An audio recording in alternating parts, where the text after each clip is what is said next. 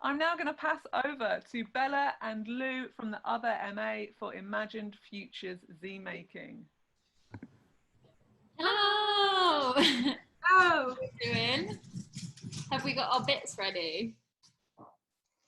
Yeah, we've got our bits ready. We've also got a little hand camera here, which can be spotlighted maybe by an admin. Yeah. So I'm Lou. I use they, them pronouns. Hi, I'm Bella. I'm she, her pronouns. I'm a artist on the TOMA programme, Alternative Art School. This is my first workshop that I'm doing over Zine, so I'm confessing my anxiety, also confessing that I'm not going to teach you anything. I'm not an expert in deconstructing literature, but I'm hopefully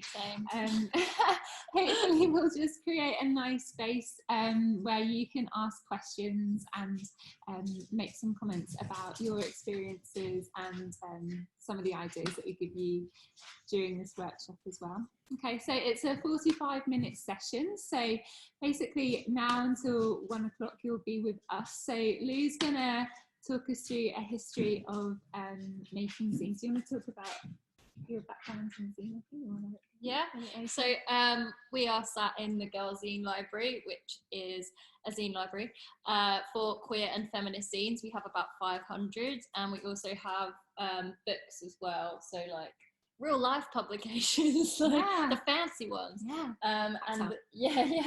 So it's all that's co-curated with the Agency of Visible Women, and the space is the Old Waterworks. So TOMA work a lot with the Old Waterworks. We have a risograph print press here, and then I do the zine stuff. So I do zine workshops here pre-COVID.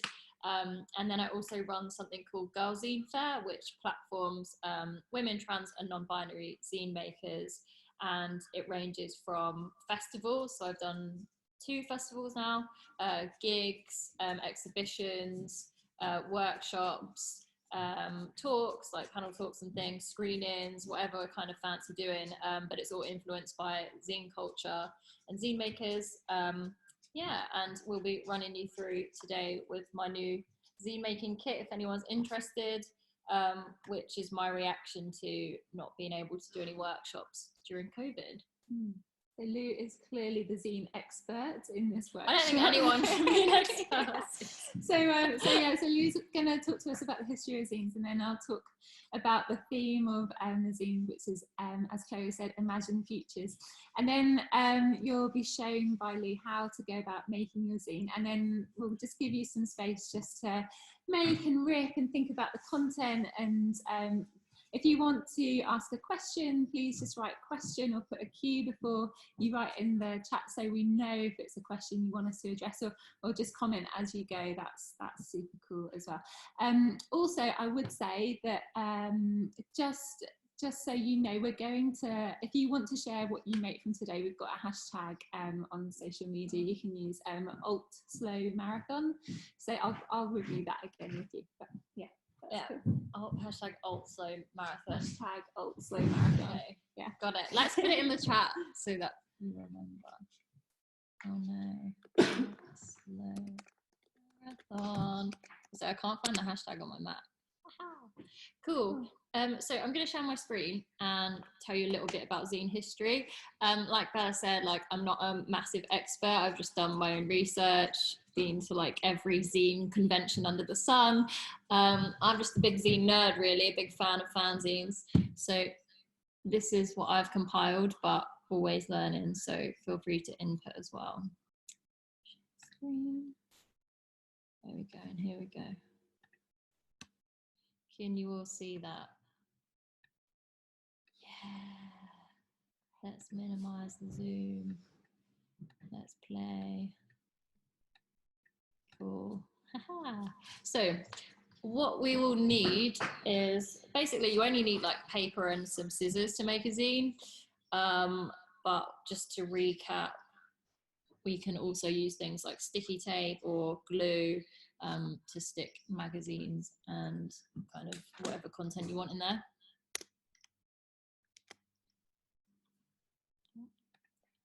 Okay, this is the Girl Zine library when it tours. So it's been to China, which was very exciting last year, and it's been to Dublin, it's been to the V&A, it's been to the British Film Institute. So that is basically our way of like interrupting and creating this kind of rupture of these institutional spaces and like actually physically taking up space. So yeah, it's kind of cool. Being very slow. Cool. So this is my zine history. Very brief. So I go from, I've got this in this booklet as well. Don't know if you can see that camera. But go from like paper making to where we are now, and I've just put some highlights in here. So we've got Thomas Paine's Common Sense Manifesto. So this was when pamphlets basically acted as zines, as what we know of them now. And if you actually Google like zine history, you often get it talking about the 1950s sci-fi movement. But as we're probably all well aware, that is very like white, het, male centric, very Western centric, and it ignores all of the kind of activism and pamphleting, which was, I see, as part of the zine movement before then, especially when it comes to slavery in America as well, when there was a shit ton of basic pamphlets and stuff that have been ignored in history. So we've got some examples there as well, like Phyllis Wheatley's Book of Poetry. So that was a poetry zine. I'm just gonna click through.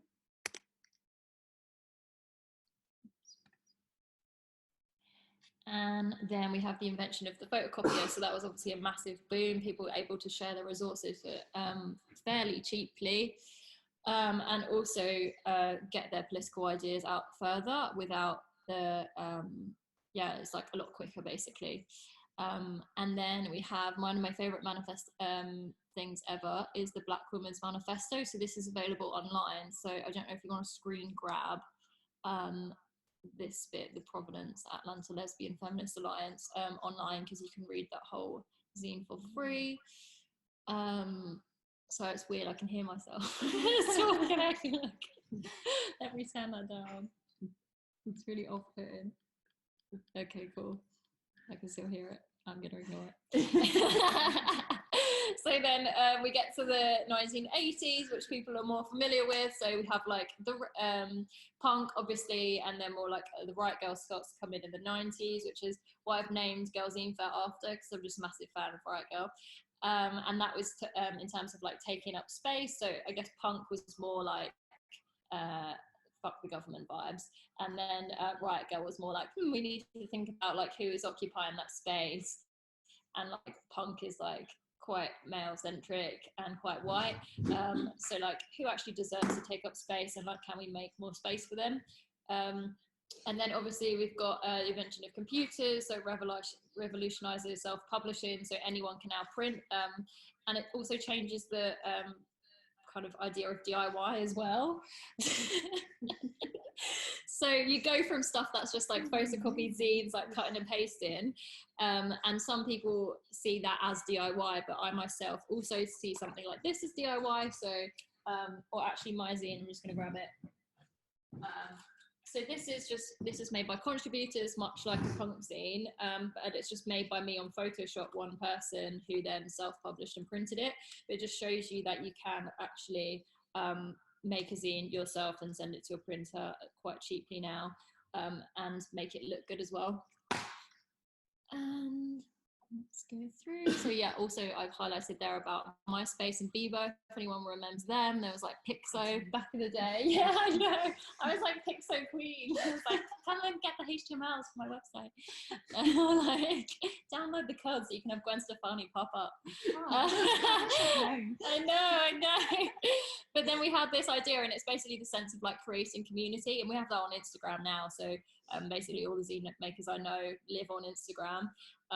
And that's just like our new DIY way of organizing, and you see this kind of thing on TikTok as well. So people like booking tickets out at Trump rallies. Like, we have to be aware that DIY changes, and it doesn't always have to be just like sitting and cutting and pasting, but it can be like teenagers booking up Trump tickets by spreading the message on TikTok. And it's important that zine culture like moves with this as well, personally. And here are some of my favorites. So you can actually find these online and in Zine archives.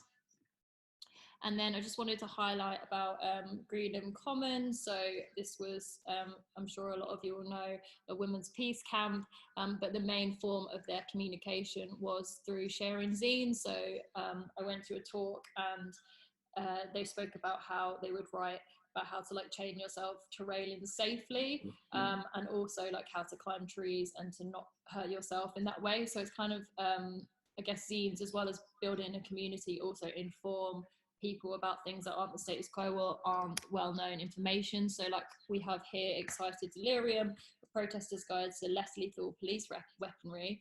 I did a workshop at an organisation recently and they were like, do you have to put that slide in about the police weaponry? But yeah, so it's talking about like how you can build like an anti-taser jacket and things like that, and like how do you deal with tear gas in a protest situation? So stuff that maybe is like harder to find online, and like actively like empowering people to find DIY ways of like existing and say no to authority. I don't know. Do you know what I mean? Cool. That was the zine history summarised very quickly. Thank you. That was amazing. I'm all up to speed with my zine making. That's fab.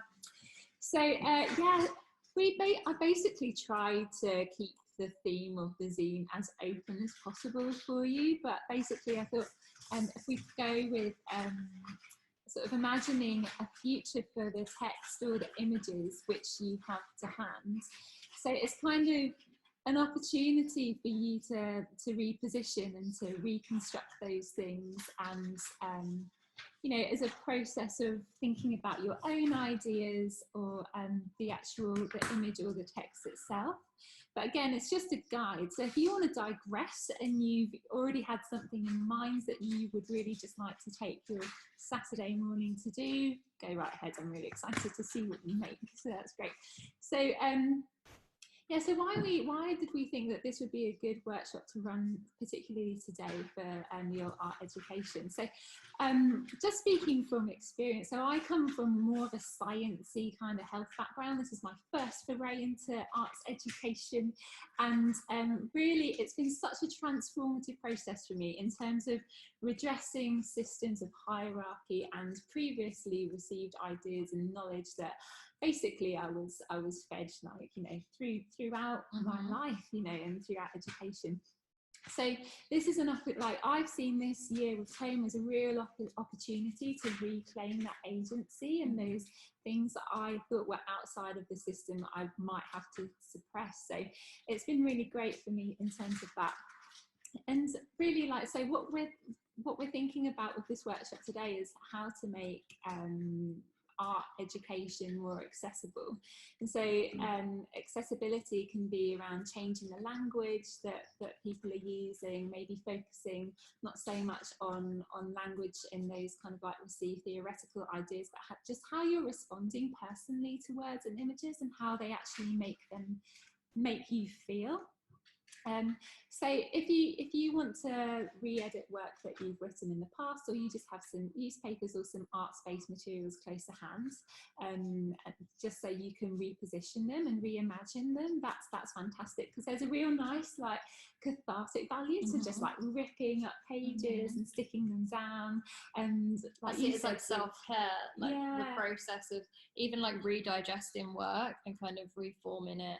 And then also just taking space to like play for 20 minutes or something. It's something we don't give ourselves time to do. Yeah, and not being neat and just like being as messy as we want, because these can remain unseen. Like you can do with them as you wish if you do want to disseminate them further, by all means. But you know, this could be the start of something, or it could just be just an experiment, really. So so give yourself permission to make something that you wouldn't normally make, basically. So that would be, and to make mistakes as well. Thank you. So I kind of, yes please, so I kind of how might you want to go about this? So we recently, well I say recently, but when we were doing face-to-face kind of you know, we were seeing each other in real life, like in March. Real life lessons. Yeah. We had a workshop with Scotty, who is an incredible artist, also based in Southend, who creates activist artworks and projects with communities around things like ageism and queer trauma and fat activism. And he facilitated a workshop with us where the focus of one of the activities was related to externalizing your moral compass, so to speak. So looking at text and images and grabbing out the things that really make you angry, right? Things that really piss you off, things that you have a lot to say about, that you would like to change, whether that's something to do with the words themselves, how they're positioned in relation to images, who the author is, who the audience is, you know, so it's a real messy exercise to kind of stimulate your thinking. So that's one way you might want to go about making your zine, is to think about what kinds of things do you react to and why, in terms of what you care about. There's a lot in the news as well right now, and just like the news feed is so intense, and it's like we don't give ourselves 5 minutes or like 30 seconds to even reflect. It's just like oh my god, and really process it. I agree. Oh, I think we just have to click. Oh, great. Cool. So that's one way that you might want to go about it. I really like this slide that I pinched from a psychotherapist called URgh, and again, it's something that I've been thinking about a lot since I started the TOMA program. It's not just consuming content, but actually criticizing it and thinking how it's relevant to me. So it's not actually being this passive recipient of like received knowledge, you know, like TOMA's really given me permission to challenge this kind of, like, we call it like the banking model of education, where you just go to, you know, you go and like fill up clock your brain in, clock out. But actually like question who the author is, for example, how it makes you feel, whether the text was written for you in mind, why that text was written at all. And go.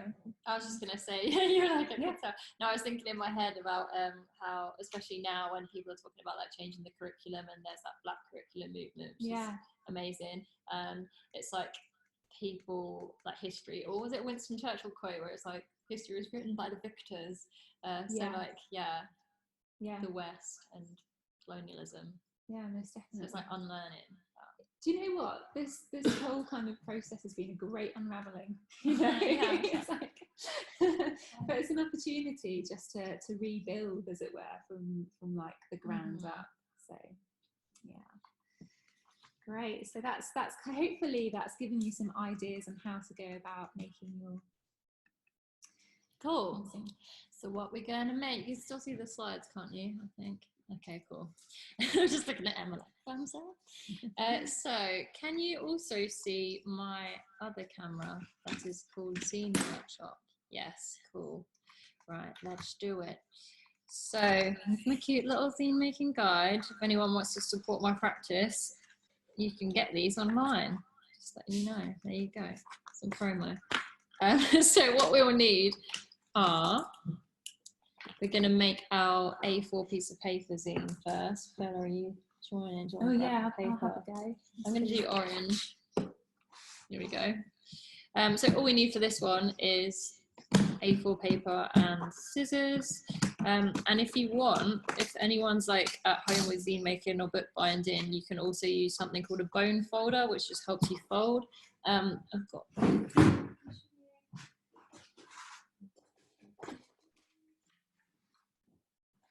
This is a bone folder made of plastic, as it should be.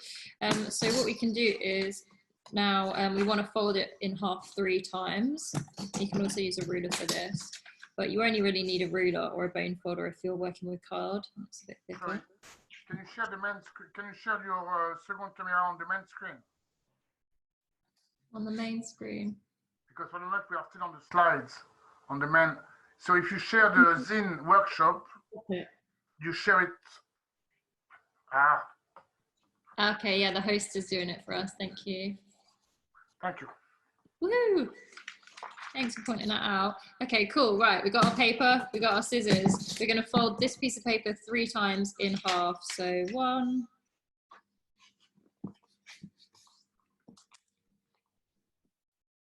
2. I'm doing it at a funny angle. And then 3. So this scene is called a beak scene, and you'll see why in a second. Looks like a little beak. Little penguin scene. So I'm just going to use this ruler to like sort out this crease.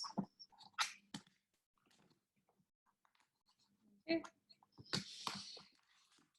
And then we want to open it out to A5 size. So if you've got an A4 piece of paper, it will now be A5 size. If you've got A3, you can also do it with that. But what we want to do now is look for the folded edge. So we've got, this is the folded edge, this is the open side. And with the 2 pieces still folded together, we want to cut to the middle, just along here. I'll show you on the folded edge. That's the open edge, this is the folded edge. And you're cutting to the middle through the 2 pieces of paper. Okay. And then you want to open it up. Fold it horizontally like this. And then we push together by pinching the 2 ends. And it pulls itself together. I can do that again for you. So we've cut our page here. I'm going to open it up and push together. And this will give you 8 pages. So we've got our front page. So that's number 1, 2, 3, 4, 5, 6, 7, 8, the back page. Woo! Does anyone need me to do that fold again? Because it kind of looks like magic when it happens. The zine does the work itself. So we just push like this. Cool. So once you've got this, I would recommend making your zine whilst it's folded, so you can work out where the double page spreads are. And the best thing about this is it's really cheap because you get 8 pages for 1 piece of paper, bargain zine. And then also, if you want to be extra special, you can do like a poster inside, which I tend to do. Oh, that's such a great extra. idea. Yeah. I thought of doing that. Or a second zine, and you just flip it over and just push it that way instead. So you have 2 zines for the price of 1. And they're nice and like compact as well. It feels less overwhelming to think about to produce this product, and you just like, oh, they're great if you've got like half an idea and you need to work through something, but you don't want to like sit down and like make a full scene. You can just kind of jot some ideas out. My house is full of these. Cool. So there's number 1, and then the second one we're going to make is more of like a posh scene. So I don't know if I've prepared this before, but I'll grab some. I'll make this here. So here we go. This is an example I made earlier. Cool. So this is binded here, but like Sophia's zine, you can actually staple them, and you can do this with this long arm stapler, this bad boy. How you do that? You just open up your zine, pop it through like this, and boop, boop. But the reason I tend to use binding like this is because if you decide you don't like a page, you can just untie that and then pull it out, pull the paper out, or put in a new page if you've made some new work and you're like, oh, that fits really well with this zine I've already made. So how we make this is we want to get like 3 or 4 pieces of paper. I use this gold one. Oh yeah. I was like, what? I've also got this really cool orange, but yeah. Okay, let's do the gold. I'm feeling gold. We are feeling gold today. Cool. Are you gonna make? Oh yeah. Ella bought one of my kits. I did. Yeah. I was so excited when it came through the door as well. I was so cute. I was like, Baby's first sale. Okay, I'm gonna go for 4 colours because I've seen a really nice neon orange in my pile. Okay.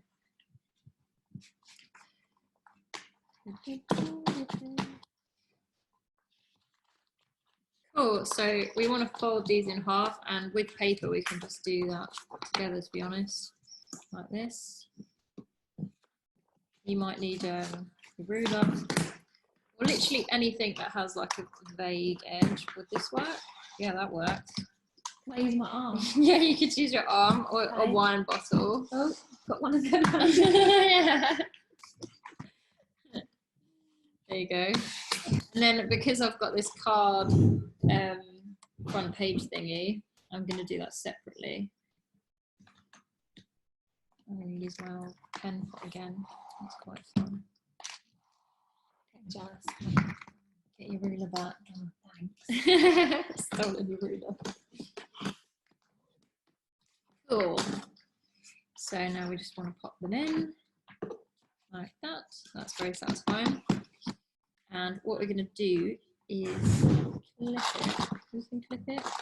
You can clip yours because you've got a little clip, I think. Yeah, my paper. Yeah, Grab one. There you go.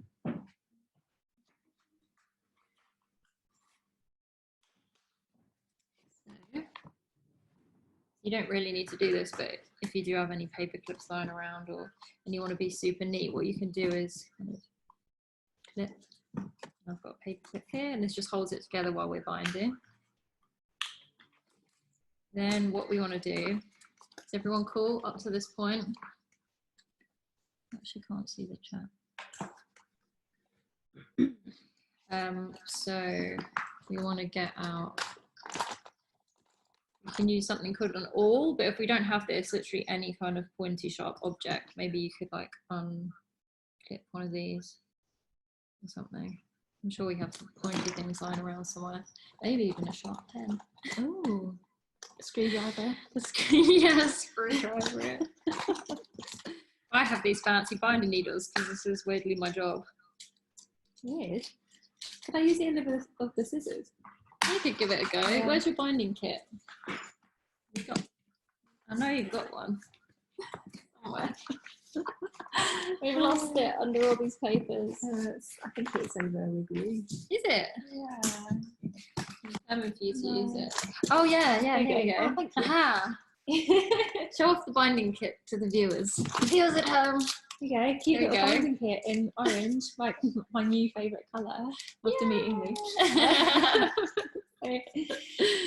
This is like a tapestry needle, isn't it? Yeah. It's not very sharp, but we will get through this. So if you do have cards, you might need something else that's a bit sharper, but what we're going to do is put one hole in the middle, and I'm not measuring it because I don't care that much about measurements, and then just poke 3, one either side. Now with these holes, you can actually put them up really high or close together. It doesn't really matter. It's just aesthetic decision. Cool.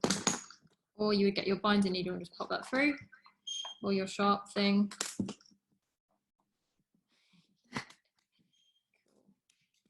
That's nice. The little fire alarm's making a noise. Oh, Can you hear that? Yeah, it's quite loud. Cool. And then I've got this binding thread that you can get in the kits, but you could probably use thread at home or like any old string. Good thing about binding thread is it's waxed, so it doesn't tear the pages.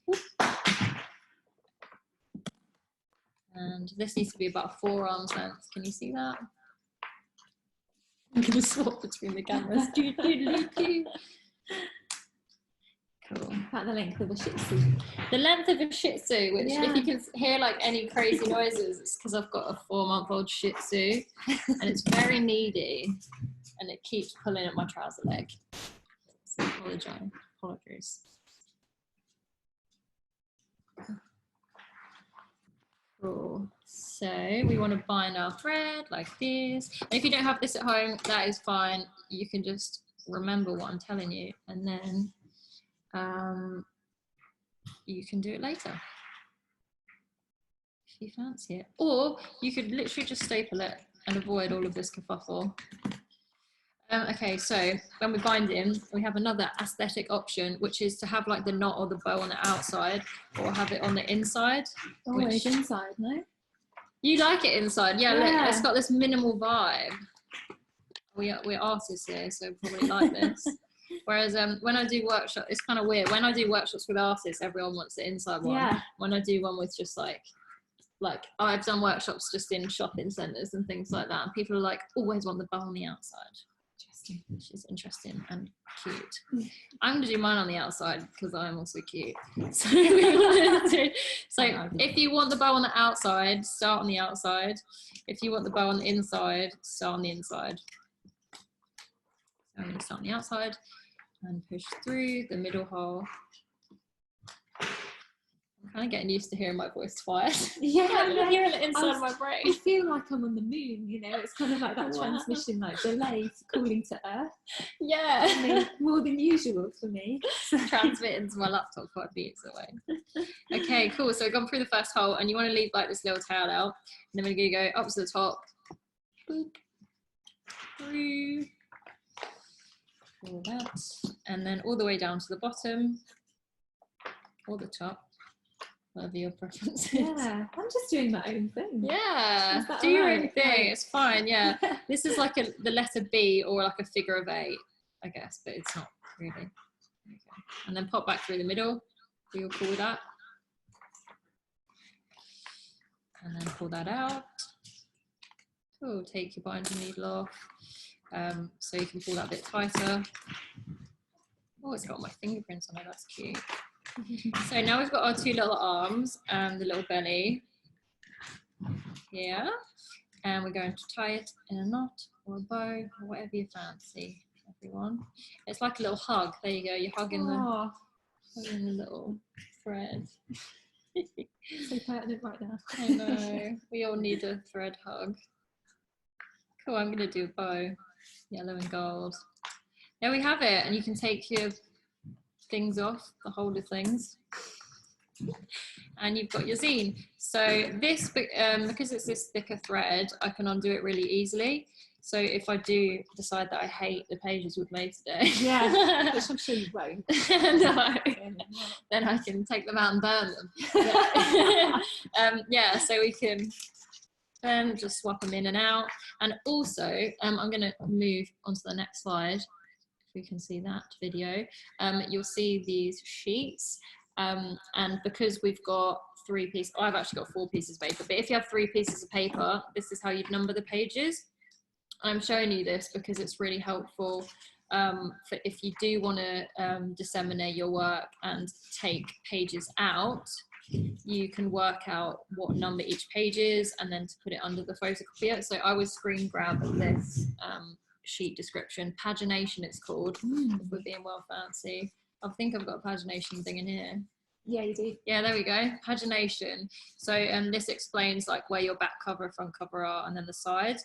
If you send your zine off to a printer, then you don't have to deal with any of this. You just send them PDF, which is really easy because that's the world we live in now.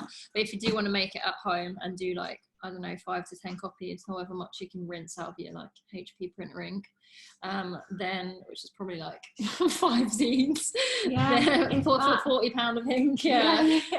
Then you can use this guide, so you don't get all confused flipping the pages over and stuff, because that is actually very confusing for a dyslexic person.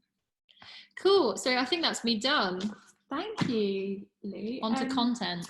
On to content. So I'm just going to stop screen share. I just wondered if maybe we could just review the chat to see if anyone's got any that's burning questions. Oh, there's 10 messages. Oh, where can they find zines? Great question. This is like a thing that I do. I always just say people go on my Instagram and all the people I'm following are zine makers, and there's like 1,000 on there. But also check out zine libraries. There's quite a lot of local zine libraries. Also bookshops like Houseman's or Gaze the Word, they have like a great zine collection. The Tate, I've seen girls in the Tate, you know. I've stopped at the Tate. I'm sorry, a gal's got to make some money. They do have a great zine collection. To be fair, the person who buys books there is actually sound, so they're just they're just doing their job, aren't they? They're probably good places to find zines, but also a lot of people live on Instagram now. A lot of zine makers live there, and also online zine fairs are a thing now. I was going to ask about Girl Zine Fair. I did an online zine fair, which was crazy. Like organising this, I can imagine. So I've actually got that on my highlights. You can go through and find different zine makers on there. But yeah, it is actually quite a mission. So I've made it my life's work to gather all the zines together, the ones I find. Dental floss works so well. That is such a good idea. I was thinking that because these are kind of waxy like floss. They are, Yeah. Just using floss. Okay, floss is great. You've smashed that. And minty, yeah. Cool. Oh, what's your Instagram link? That is a good idea to put. I'm just going to put it in. London College of Fair. There we go. Yeah. Yes. LCC. I've done a workshop with them. They are great. They also have zines, I think. But they do regular zine workshops as well, and I'm pretty sure they're free. So definitely try and email them, check them out, see their collection. Any other zine related questions? So let's move on. Okay. Any questions about what you should be doing? I think you did a great job. Okay, so that's amazing. So now's the time just to get your magazines and let's do it, and to start finding those things that annoy you or that you have a very strong reaction to, or something that you would like to redraw, or maybe some particular word that you want to reimagine its function, like anything at all. So whilst you do that, feel free to tune me out, because I'm just one of those kinds of people that feels a need to feel silence, but also not only that, but I don't. I'm just but feel free to tune me out whilst you're having a look at your resources and things. But I thought that I would also, just thinking about the content of your zine and alternative arts education, is thinking about like Art Speak and some of the barriers to, folks like myself who may have thought it's not for them, that the art world is not for them because I don't understand the words that are being used to discuss art. The White Cube, I'm sure that you know, but if you don't know, are really tackling that head on, and they've done a lot more thinking about this in depth, and they're a lot more articulate about these kind of issues than what I am. So I thought that I would take maybe like the rest of the time, if there's no burning questions, just to read a short excerpt from an interview that the White Cube did on iheartwomen.co.uk. It's a little bit edited because I kind of just wanted to pull out some nice things that they said. So it's Irina Mulholland and Gabrielle De La Ponte, who are art critics, and they established the White Cube after they graduated in 2016 from Central St Martin's. And so I'm just going to read the short excerpt about why they set up the White Cube. So Gabrielle said, "I felt there was a group of us who were interested in figuring out the art world and then figuring out how to stay in it once we left university. At the same time, we were both aware that we didn't really enjoy going to exhibitions or reading anything about exhibitions or following up with the reading list that the tutors gave us," which I can kind of understand, like if you're not familiar with some of the language, and particularly like philosophical language that comes along with art theory.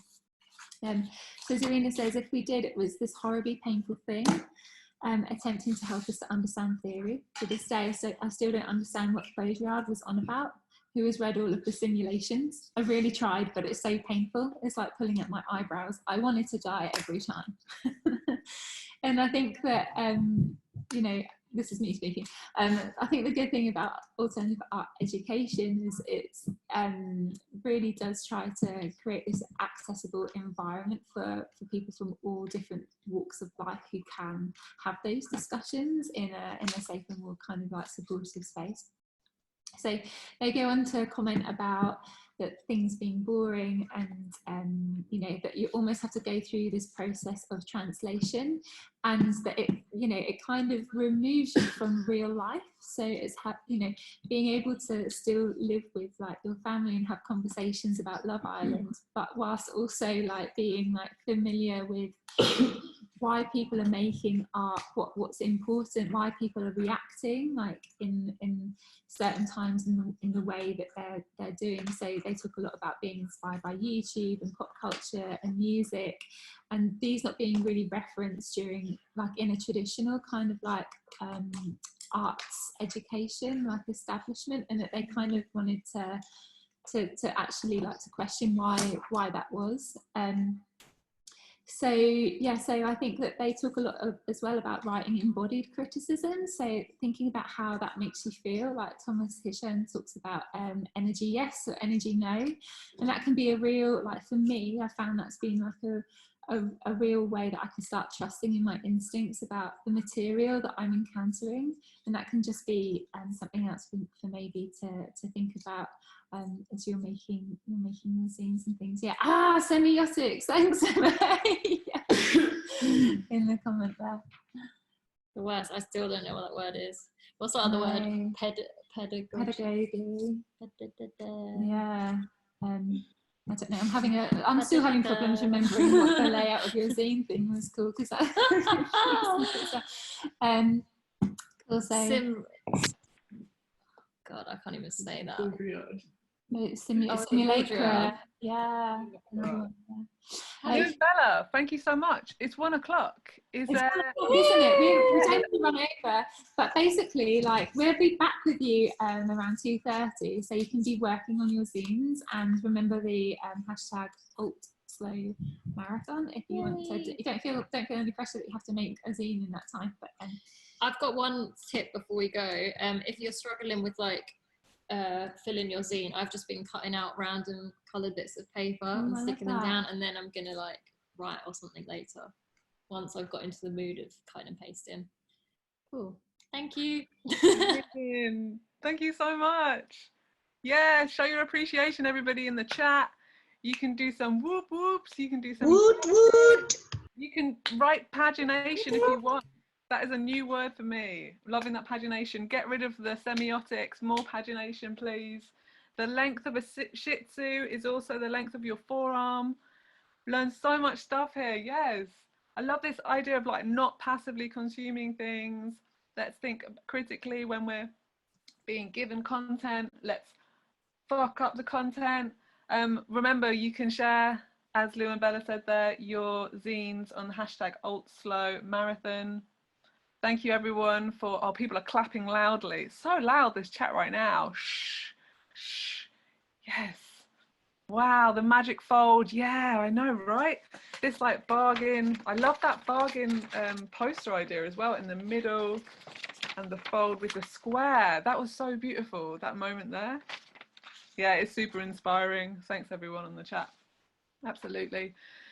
So, what an amazing start to our slow marathon today.